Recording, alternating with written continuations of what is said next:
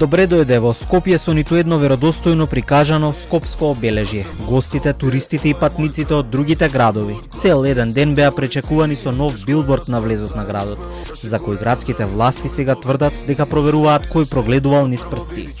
Букефал со 5 нозе, камениот мост невообичаено долг, скопското кале непрепознатливо и како замок од некоја друга земја, а водно слично како во реалноста, но само вметнато во единствениот празен простор на сликата.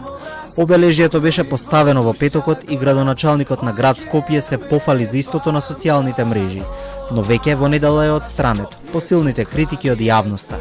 Ѓоргиевски информира дека вкупната вредност за изработка и производство на обележјето е 48.000 денари. Во финалното дизајнерско решение е направен пропуст од страна на дизајнерот кој го привлече вниманието на јавноста.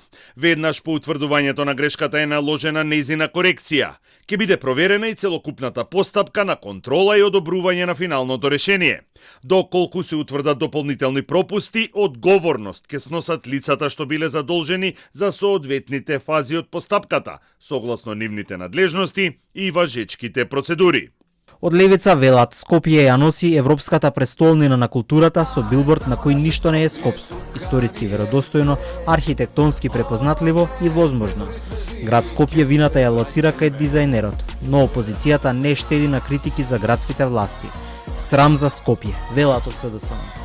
Познато е дека токму ВМРО преку проектот Скопје 2014 го обезличи градот со стотици споменици, фасади од стиропор и лавови кои нема никаква историска или естетска вредност.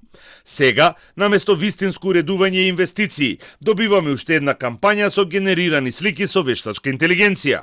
Наместо реални резултати, ВМРО, ОКГ и ОРЦЕ постојано прават кампањи. Се е кампања, а резултати нема.